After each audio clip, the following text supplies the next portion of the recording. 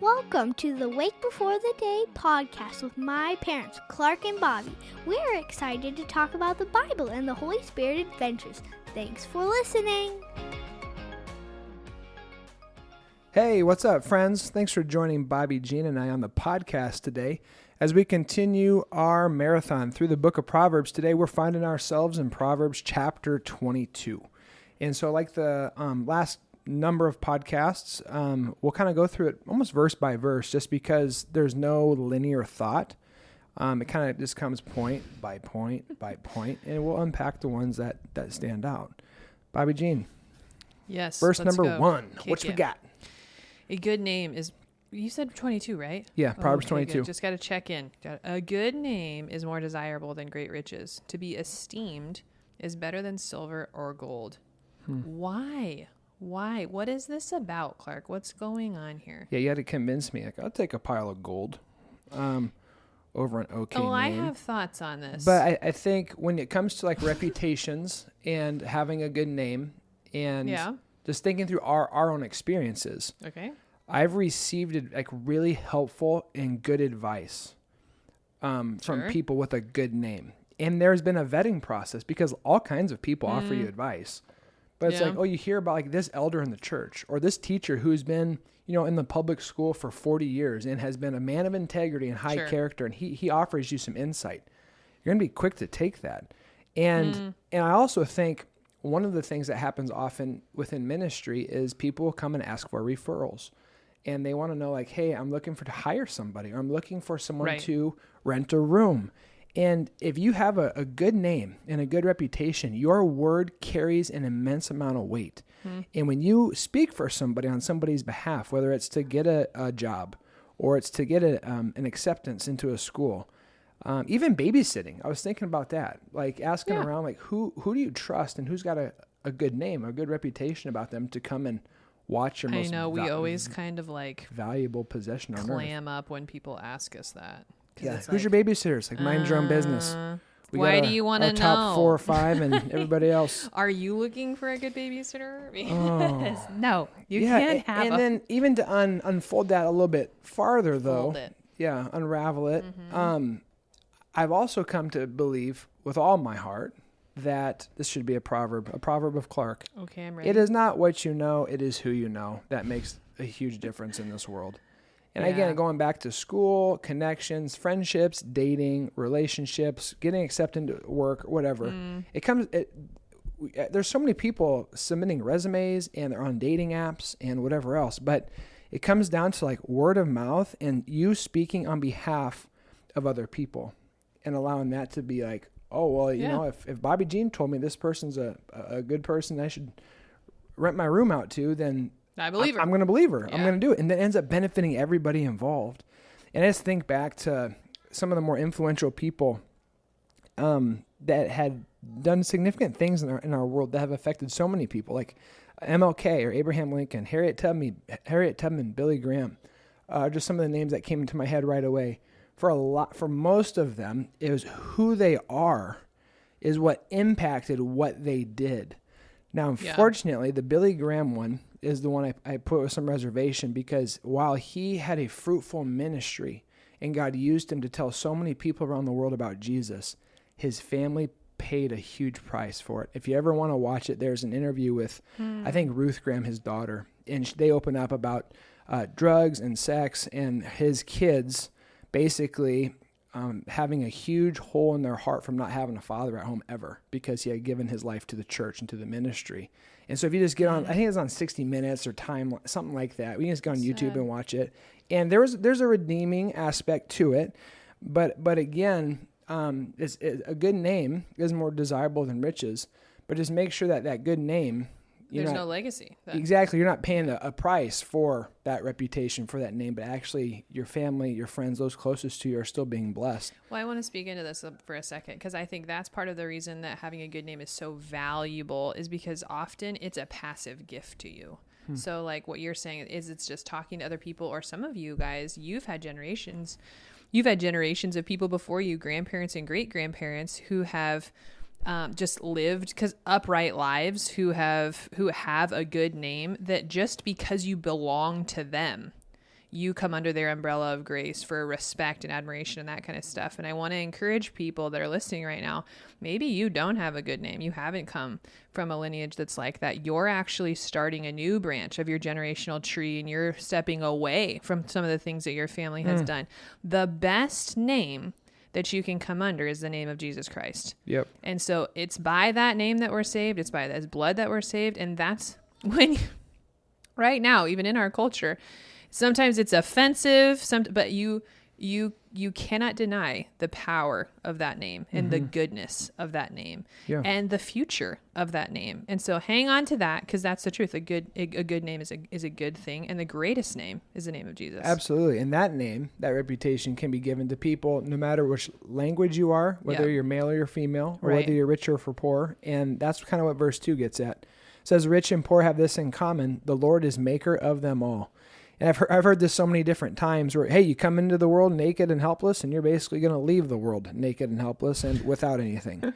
And Grandpa Corver would always say, I've never seen a hearse with a U-Haul behind it, meaning we're not taking our stuff with us. And so everything we have, whether it's a little or it's a lot, use your stuff to bless God and give him glory. Verse 3, the prudent see danger and take refuge, but the simple keep going and pay the penalty. This made me think of a quote that we've talked about.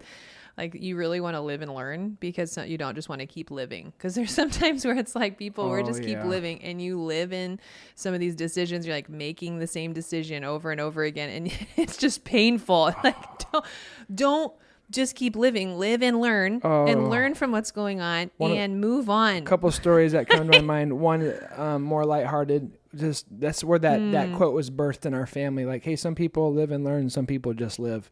We're doing a Compton cleanup day, and it was like 100 degrees in July. This was probably 10 years ago. And there was a school that for some reason we decided to paint this school yellow, and it was on top of like a darker brown. So we did not calculate. So I'm talking, we have hundreds and hundreds of people at this site.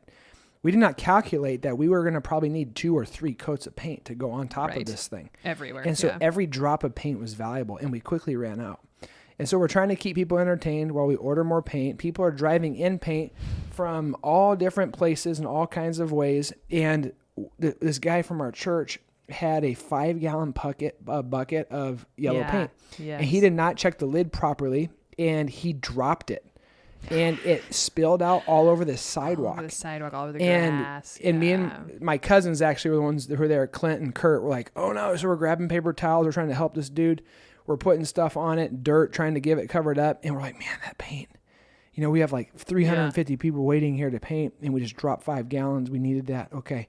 That's right. We make mistakes. Some people live and learn. Let's go. So we're sitting there. This kid's trying to be helpful, goes and grabs another, like the last 5-gallon bucket we got. Does the exact same thing.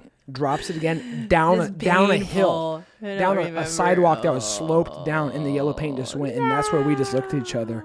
It's 110 degrees or whatever. We're all just toast. Like a cake. Well, some people live and learn. Some people just live. But on a more serious note, when you see this, like the prudent see danger and they take refuge, like, all right, just get out of this person's way, because this person's just a wrecking ball. Yeah. The simple keep going, and they're going to pay the penalty. When's it a good idea to get out of the way? I think when you're dealing with fools. The proverb often talks about that. If you're dealing with someone, like, for instance, who's drunk or on some substance, like, there's no point in talking to them. One, they're probably not going to remember this conversation. For sure. There's other people who like to flirt with sin and pain. And if there's no desire to grow, that means you have no shared meaning in any kind of outcome with them.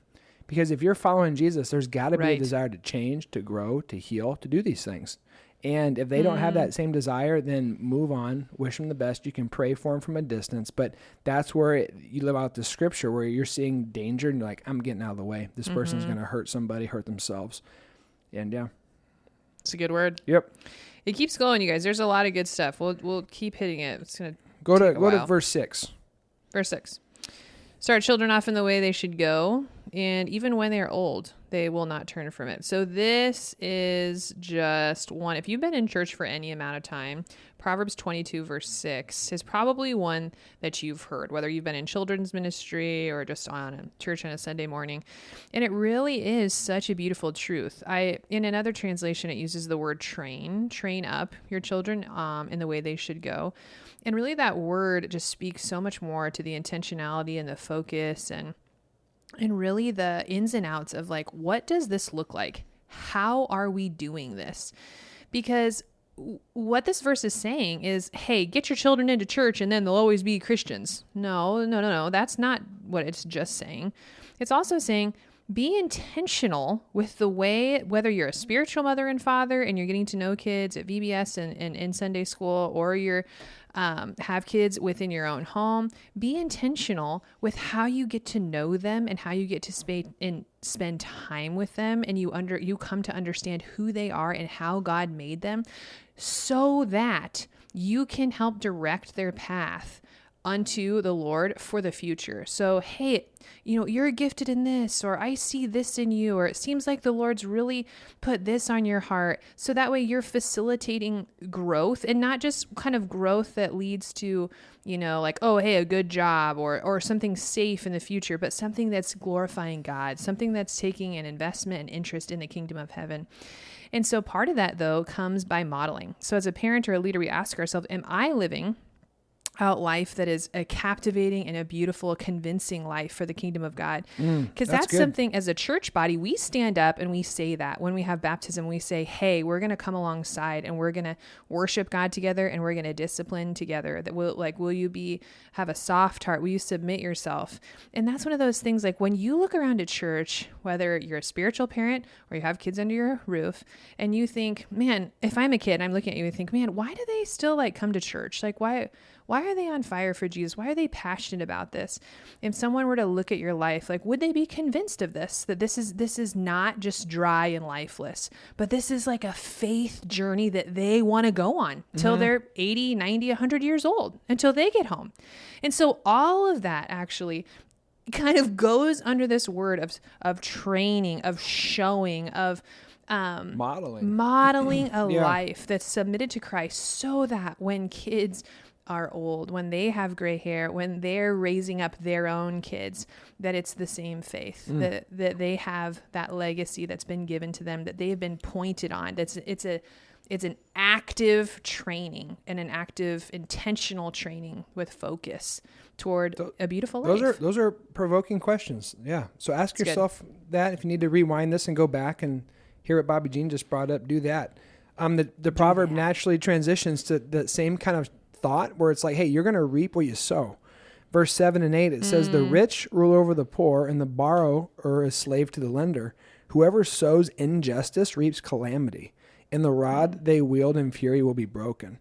And so that whole, you're going to reap what you sow, and the seed is going to determine the crop. Like I mean, you laugh at me, but if I went and scattered corn seed, and I'm really frustrated because beans are not popping up, you'd say, well, no duh, Clark, because you scattered, corn seed. Yeah. Well, when it comes to life, are we convincing people? Are we scattering seed that is gospel-oriented, edifying, encouraging, blessing, kind? Because if that is the case, and in time, it might not be every specific moment, but in time, you're going to create a culture around you. If you're a Christian, this is going to be the work of the Spirit in your life that's going to bring up these themes, these fruit of the Spirit. And so are you sowing life of joy and truth and love? That is going to be harvested in time. And you can see this in families. You can see this in specific churches and organizations. I'm a big on culture, and you just go to any Chick-fil-A across the country for the most part, and you see that culture has rubbed off. They're reaping what they sow. And so if you're a leader, cast vision and hold people accountable to the standard you feel like God's called you to, whether it's at your work or at your home or your team or your church. And if you're on a team and you're following somebody, join in and embody the mission, the values that you've pledged yourself to. Give God glory, be part of something bigger than yourself, because your gifts and skills are needed. Verse 9 and 10 and 11 and 12 both kind of have to do with like how just specific kind of tangible ways that we live our life. So 9 and 10 sound like this: the generous will themselves be blessed. Interesting that they're blessed because they share. For they share their food with the poor. Verse 10, drive out the mocker, and out goes strife, quarrels and insults are ended. And so I feel like this is just kind of also some of the basic common sense that the Proverbs just have all over, where it's like, hey, make distance between yourself and someone who, whether there's gossip or someone who's a mocker, let's not continue to be in proximity with someone where it's like, no, this is not going to end well. There's quarrels and insults. Verse 11, one who loves a pure heart and who speaks with grace will have the king for a friend. Verse 12, the eyes of the Lord keep watch over knowledge, but he frustrates the words of the unfaithful. It's interesting. We have a little note here. Those with a lot to say often have little to do.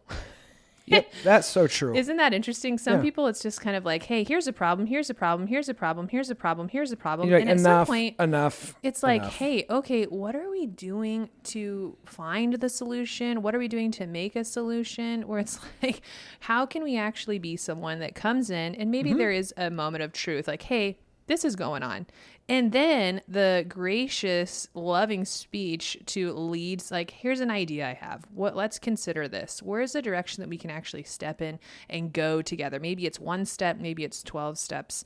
But you and I both know situations like that, or we've had like a problem that's just glaring us in your face and someone just keeps letting you know, like, hey, there's a problem here. Hey, there's a problem here. Like, we know, we see it. And so let's be folks that actually step in and be part of the solution. Mm-hmm. Let's keep going. The next one kind of deals with foolish speech. The sluggard says, there's a lion outside. I'll be killed in the public square. Charles Spurgeon, who's a great Reformed pastor, has this quote. He says, in both texts, the slothful or the sluggard man is represented as having something to say. And I think there are people who have so much to say, but very little to do. And when there's nothing to do, there's so much more talked about. And it's like, you're talking foolishness. You don't even know what's outside because you're just sitting at home laying sideways eating Doritos. Like, come on now. That's such a picture of social media. Yeah. Oh, for sure. Oh, my word. So often, folks, there's actually there's nothing to say. Just get up and do the hard work. Yeah, that's why we were watching just some sports stuff, getting ready for whatever, and it's just the analysts on Monday overanalyze everything that happened on Sunday because it's their job and they got to make something big fill up out 1 of hour. nothing. It's like, oh, did you see the look they gave them? And you're like, this is a waste of my life. Yeah, I'm not doing this anymore. Yeah. Anyways, let's keep going. Verses 14 and 15 says, the mouth of an adulterous woman is a deep pit, and a man who is under the Lord's wrath falls into it. Folly is bound up in the heart of a child, but the rod of discipline will drive it far away. And so the question you ask yourself here is, who teaches a child to sin? Well, nobody. It naturally comes from within their own heart. I feel like at like 18 months, it might be kind of cute because the child still like wants to share or wants to be helpful. But when they hit 2, there's a transition that occurs where they start to have their own desires and things that they want for themselves, even if it's at the sake of bopping their sibling on the head or whatever. But what this verse teaches us here is that with godly discipline, there can be redemption for all of us. Yeah. And so we improve our consequences at home. This is one thing Bobby and I have been working on. Is when, our kids are doing something that's not godly or helpful or kind, we're not just saying, hey, go to timeout and sit there and think about yourself. It's like, how can you actually redeem this and make this helpful for them and the family? And so now it's like, all right, hey, you're doing dishes. And instead of sitting in timeout, you're going to do dishes. And while you're doing dishes, we're going to talk. And in it, we're talking about matters of the heart. Or we're going to fold laundry together or whatever. And we want to help understand the why behind why we do what we do. And that takes time. Honestly, as adults, we're still trying to figure it out for us. And so whether that's in workplace or if it's team life, think through your consequences and how can you make those things edifying and encouraging. Let's keep going. One of the things that's really interesting, again, in dealing with our formation, whether it's a child or an adult, is verse 21 and 20. It says, have I not written 30 sayings for you, sayings of counsel and knowledge, teaching you to be honest and to speak the truth, so that you will bring back truthful reports for those you serve. Notice that the author in this section of the proverb is talking about what we intake via our eyes and our ears, because what we intake in our eyes and ears forms our hearts and our minds. And so every day it's good just to do a time of reflection, probably as you go to bed. How was my day? And where did I meet God? Where were there moments of edification and blessing? What did I read and learn and watch and hear? And how did that form me for better or for worse? And that's what the author is getting at here, moving towards honesty, moving towards truth, and giving honest reports to the people we serve. And that comes with, again, being aware with what's coming in. Yeah. 22 and 23 talk about not exploiting people, not exploiting the poor because they are poor, and do not crush the needy in court, for the Lord will take up their case and he will exact life for life. I think sometimes, you look around the world and we assign value, and that's just out of our hardness, out of our own heart. And so I'm so super grateful actually for Fridays at Emmanuel when the food bank is open. We really just seek to actually see people in our community and step in where we can, because that is so at the gospel center. Not exploiting people, but then really taking care, of the orphan, of the widow, of the poor. Yeah. And really that takes a humility and a kindness of heart, because that's what verse 23 is speaking to, that it's not one better than the other, one above the other. It's life for life. It's value. They have value. They're made in the image of God. So keeping and being mindful of that. Then saying 3 kind of transitions to, again, kind of like associations and staying close to people. Do not make friends with a hot-tempered person. Do not associate with one easily angered. Or you may learn their ways and you may get yourself ensnared. And so anger is one of those emotions, you guys, too, that you might not have a ton of vernacular for what you're feeling, but anger, I think, is one of the very, top surface levels that so many people would say, I can identify, I'm angry right now. And so it's curious though, because there's kind of like this fire where if you're kind of around angry people, and Clark, you can speak more into this. I'm not sure. I think where you want to go. Yeah, when you're around those people, it can rub off on you. Just like when you're around people who are kind and uber generous and blessing. But I feel like oftentimes today there are significant movements, especially as our culture becomes more and more polarized, and even some topics within the church become more and more polarized, that people will roll when people tap into their flesh.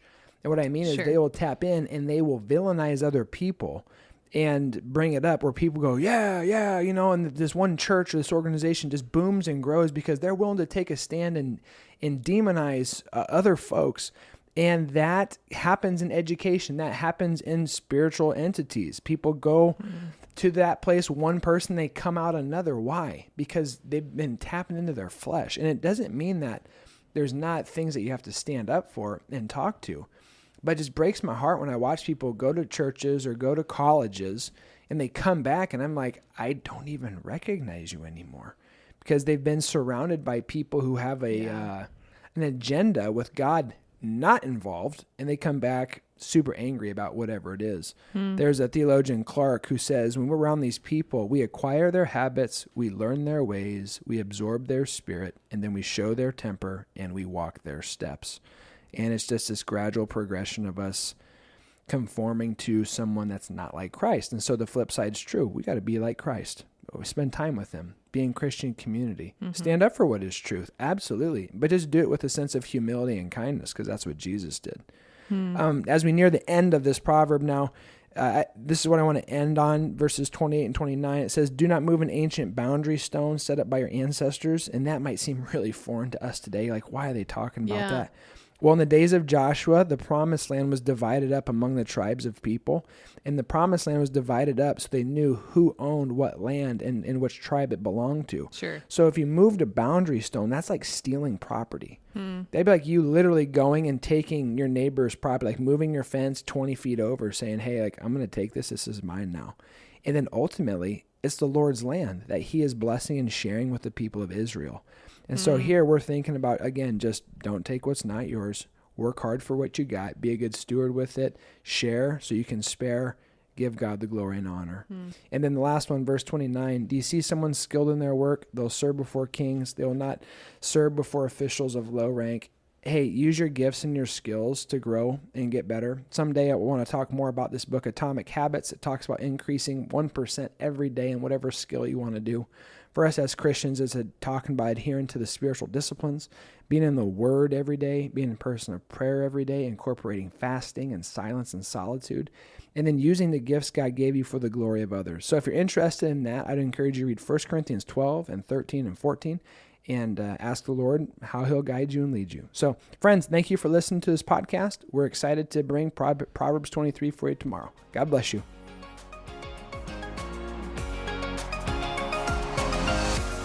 The Lord bless you and keep you. Make his face shine on you and be gracious to you. The Lord turn his face towards you and give him his peace. Have a great day.